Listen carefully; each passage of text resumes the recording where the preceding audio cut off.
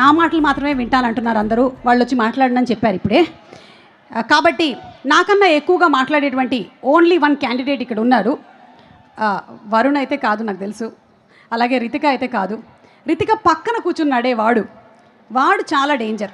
That is mister Bulraju. Mister Bulraju, you are wanted on stage please.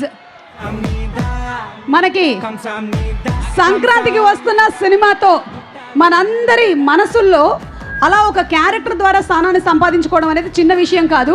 బుల్లిరాజుగా అంటే వీడి వయసు ఇంత చిన్నదే అయినా సరే ఏం డెడికేషను, ఏం కమిట్మెంటు, ఏం కన్సిస్టెన్సీ. వీడు గనక ఇప్పుడు సినిమాల్లో చేసేటువంటి ఆ కమిట్మెంట్తో మీరందరూ చదువుకున్నట్టయితే ప్రతి ఒక్కరికి డిస్టింక్షన్ వస్తుంది. అవునా కదా, చెప్పరా? వస్తుంది. ఓకే, సో ఈరోజు బుల్రాజు గారిని ఇక్కడ వచ్చినటువంటి ప్రజానేకాన్ని ఉద్దేశించి ముందుగా మాట్లాడవలసిందిగా రిక్వెస్ట్ చేస్తున్నాము. ఆ తర్వాత మేము మిమ్మల్ని కొన్ని ప్రశ్నలు అడగాలనుకుంటున్నాం బుల్రాజు గారు, విత్ యువర్ పర్మిషన్.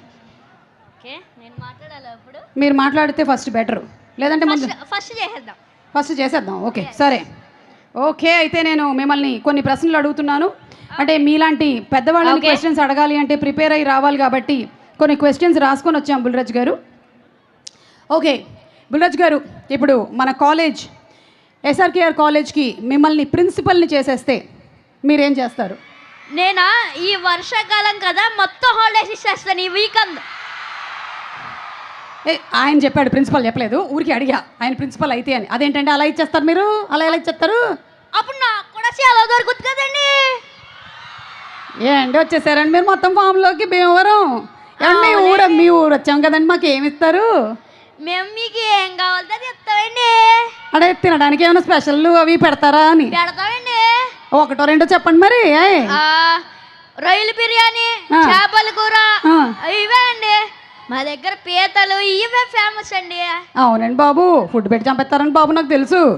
ఓకే, ఇప్పుడు మిమ్మల్ని ఇంకో క్వశ్చన్ అండి. ఇక్కడ ఆడపిల్లందరూ ఎక్కువగా కే-డ్రామా అని చూసేస్తున్నారండి. అబ్బాయిలకేమో హార్ట్ బ్రేక్ అయిపోతుంది. అంతమంది ఆ కొరియన్ అబ్బాయిలు చాలా బాగుంటారు అంటున్నారు. మరి ఏం చేయమంటారండి? ఇది పెద్ద సమస్యగా మారింది. అంటే మన తెలుగు సీరియల్స్ తీసుకెళ్ళి అక్కడ కొరియాలో వేసేయాలి. అప్పుడు తెలుగు అబ్బాయిలు బాగున్నారు అంటారు. సినిమాలు వేసేద్దామండి బాబు, తెలుగు అబ్బాయిలు బాగున్నారు అని వేస్తారు. బాగుందండి. ఏమండి ఇక్కడ ఎక్కువసేపు చదువుకోవాలంటే అందరికి బోర్ కొడుతుందండి. బోలెడని పనులు ఉన్నాయి కదండి. ఆ స్నాప్చాట్లు చూసుకోవాలి, ఇన్స్టాగ్రామ్లో ఫోటోలు అప్లోడ్ చేయాలి, ట్విట్టర్లో మాట్లాడుకోవాలి. కొంచెం సేపు చదివేస్తే బుర్రలోకి ఎక్కేది ఏదైనా ఉందా అండి మీ దగ్గర ఐడియా? అంటే మొబైల్కి స్పీకర్ కనెక్ట్ చేస్తారు కదా, అలా ఏమైనా కనెక్ట్ చేసే ప్రొడక్ట్ ఏమైనా ఉంటే బాగుంది. అయ్య బాబాయ్, అంటే వీళ్ళనే ఏదైనా టెక్నాలజీ కనుక్కోమని చెప్తున్నారు మీరు? నేను అంటే ఇప్పుడు మనకి ఎలన్ మస్క్ గారు ఉన్నారు కదండి, అదే మనకి టెస్లా కనిపెట్టాడు కదా. అవునండి, నాకు ఎలన్ మస్క్ తెలియదు కానీ మా ఫ్రెండ్ మాస్క్ అని ఒకడు ఉన్నాడు, ఆడికి ఫోన్ చేసి నేను అడుగుతానులేండి. అడగండి బాబు, ఎందుకంటే చాలా మందికి ఇదే సమస్య ఉందండి. అవునండి. మీరండి ఇన్ని సినిమాలు షూటింగ్లతో ఉంటారు, హోంవర్క్ ఎప్పుడు చేస్తారండి? ఎప్పుడు చదువుకుంటారు మీరు? అక్కడ నా రూమ్కి పట్టుకెళ్ళి చదువుకుంటా. మీ రూమ్కి పట్టుకెళ్ళిపోయి చదువుకుంటారా? మంచోళ్ళండి బాబు. ఇప్పుడు మీ సినిమాలు బాగా హిట్ అయిపోయిన తర్వాత మీరు బయటకు వెళ్ళిపోతే మీ బుగ్గలు లాగెత్తుంటారు కదండి అందరూ. ఎలా అనిపిస్తుందండి మీకు? నేను కూడా వాళ్ళ బుగ్గలు వలా లాగుతా. ఏంటి లాగుతారా? క్యూట్గా.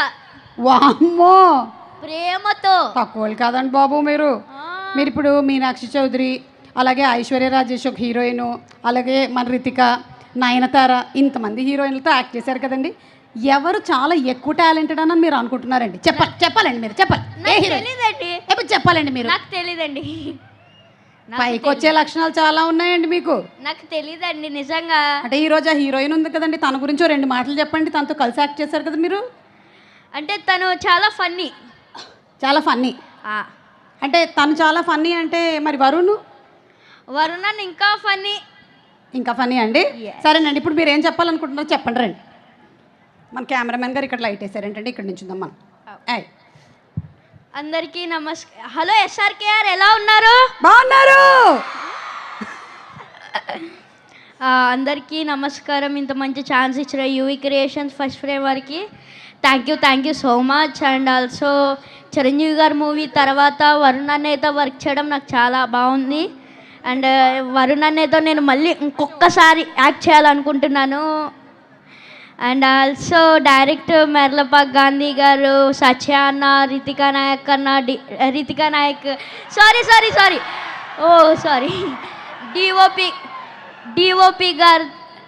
డిఓపి గారు అండ్ ఈ సినిమాకి వర్క్ చేసిన కేస్ట్ అండ్ క్రూ అందరికీ థ్యాంక్ యూ సో మచ్.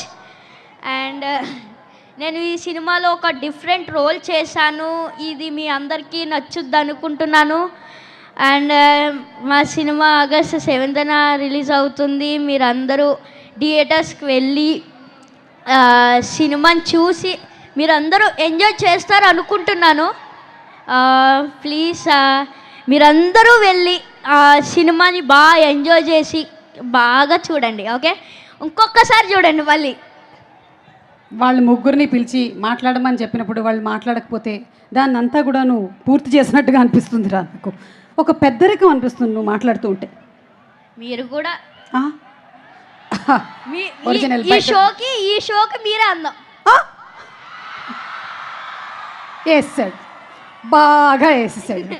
ఓకేరా, thank you so much. And August 7 థియేటర్స్లో కలుద్దాం. ఎస్ తప్పకుండా. గంసనిదా సారంగియో బయలుదేరుతున్నాంలో. ఓకే, సో మనకి బులిరాజ్ మాటలు విన్నాము, ఇప్పుడు కొన్ని పాటలు మనం వినబోతున్నాము. Are you all ready for Thaman garu team's music fest at our college? Okay, అది వినిపించే ముందు మనకి మ్యూజిక్ డైరెక్టర్ తమన్ గారు అంటే బోలెడని ఇమోషన్స్ మన లైఫ్లో ఉంటాయి. ప్రతి ఇమోషన్కి తమన్ గారి సాంగ్ ఒకటి మనకి గ్యారంటీగా ఉంటుందండి. అంతగా ఆయన మన నవరసాల్లోనూ కలిసిపోయారు. ఇక అల వైకుంఠపురంతో నేషనల్ అవార్డుని గెలుచుకున్న